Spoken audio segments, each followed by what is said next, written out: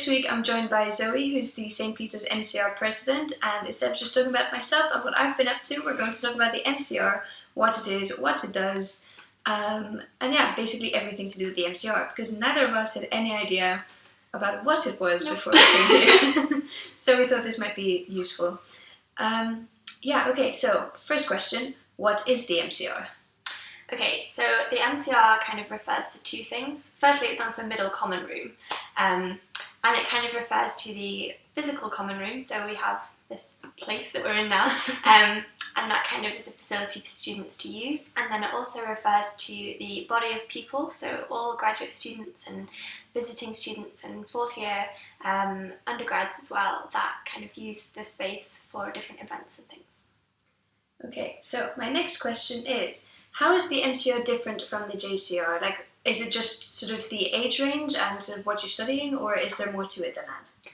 It does generally consist of people who are older because it's a graduate common room, so you have to be over 21 to be a member of the MCR.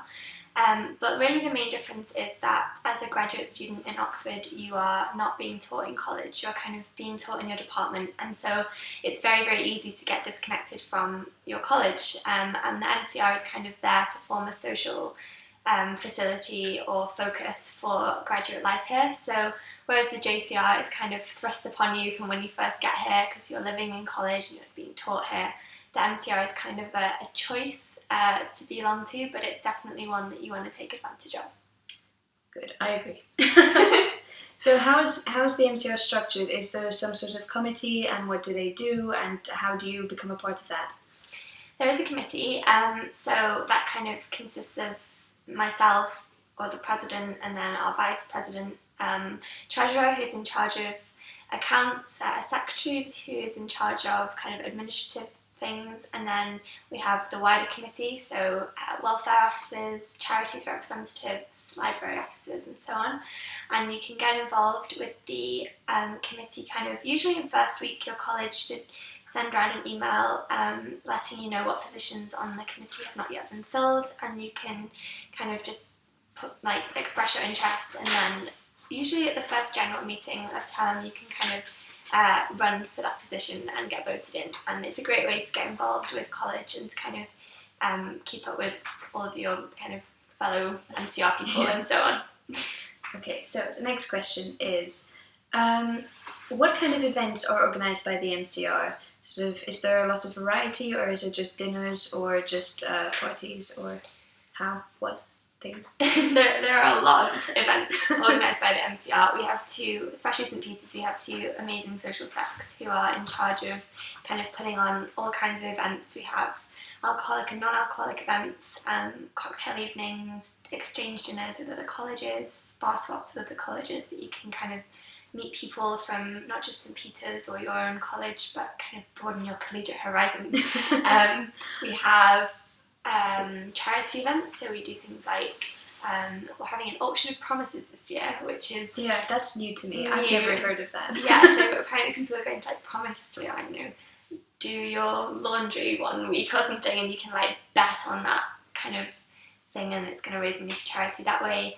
We're having a trip to Thorpe Park. We have kind of the list just goes on, really. Yeah, and we have guest nights. Guest nights, that's a really big social event. That's one of the biggest ones in a term. Social highlight of the term. Yeah. We have, so guest nights kind of happens once a term, and you have the opportunity to invite guests from other colleges or from outside of Oxford, and you get kind of a champagne reception in the chapel, followed by dinner, and then a bop in the MCR, which is less glamorous but fun, and it's kind of always booked out really quickly, and yeah, it's really fun. Yeah, I can't think of anything else. I'm sure we do more, but I can't think of anything else right now. But basically, there's a lot of different things. There's non-alcoholic and alcoholic things.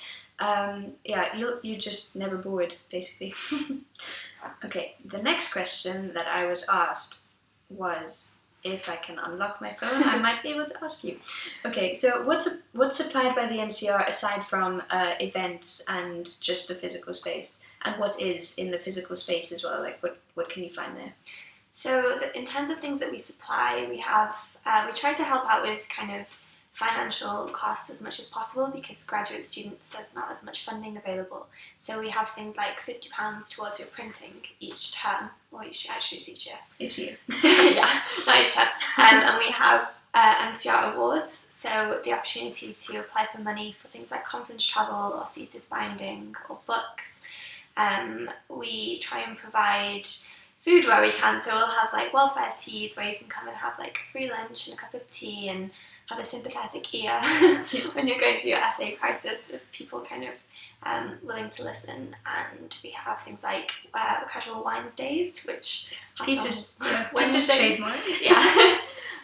So basically on a Wednesday we'll have things like wine and cheese, and you can come along and socialise that way, and it's free. So really we're just trying to provide as much as we can for students, you know, kind of financially and also in terms of welfare. In terms of what you can find in the space, we have quite a nice common room at St Peter's. Every college is different, but we have kind of a study room where you can get some work done, a television room where we have a television and a Wii, and which is very well used. Yeah, there's a Mario Kart competition that's, you know, pretty strong. Yeah, and then there's also a whole bunch of VHSs. Yeah, we're not that updated in St Peter's, but it's okay. It's vintage. That's why I tell people. Yeah, they're good. They're good films. Can't complain. Classic films. Yeah. And then we have the kitchen facilities. So St Peter's is right in the middle of the town, so it's really good to have the kitchen here, whereby if you're living out of college, you can come and store food in the fridge. There's a hob and a microwave, and if you're in town at class or whatever, you can come and make your dinner before going home, or if you've got to work late in the library. And then we just have the living room area, so that's where we are right now. Yeah. So it just has a beautiful fireplace with yes. the Peter's cross keys. Fireplace, it doesn't actually work, but we can pretend. And so this is just a load of sofas and places to relax. So yeah, it's a good space. Yeah, I like it. Me too. What's the academic side of the MCR? Yes, so as I said, most of your teaching will take place in your department. But the MCR also tries to cater to some kind of academic needs as well as social needs. It's not all partying. So we have graduate seminars twice a term where you can come if you're doing research, present your thesis, or your, you know, if you're doing your PhD or whatever, to a kind of less scary audience, so your fellow kind of MCR members and some of the kind of lecturers and tutors who choose to attend. And it's a great way to get constructive feedback, and there's always a dinner afterwards, and it's really nice to kind of, even if you're not presenting, to go along and learn about something that you didn't think you would ever learn about. It's really interesting. Okay, so how diverse is the MCR? You were saying just now that you can go to these graduate seminars and you'll hear your fellow graduate students speak about whatever their research is. And so what kind of variety do you find there? And also in terms of nationality and gender? So St Peter's MCR is very, very diverse, and I'm sure that's the case for all colleges. One of the first things that struck me when I came here, the first event we had was a kind of a drinks reception, and everyone who I spoke to was from a different country, and I think I only made like 2 British friends last year, which I have friends from like Israel and Australia and America and Italy and all over the place. So it's very, very diverse, and with that comes all kinds of kind of benefits. We have a lot of dinners, like Rachel put on her Maltese dinner. We've had North Korean dinners. Yeah, South Korean dinners. We've had others, I just can't remember any. Yeah. So all kinds of kind of cultural diversity, which is great. And we also have, it's very 50-50 in terms of men and women. Subject-wise, very diverse, everything from physics to medicine to English to history. So it's a great way to kind of learn about things that you didn't think you would ever learn about just over conversation.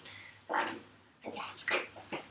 Okay, so thank you, and see ya. If you have any, by the way, if you have any more questions, then just leave them in the comments below and we'll get to them too. Bye! Bye!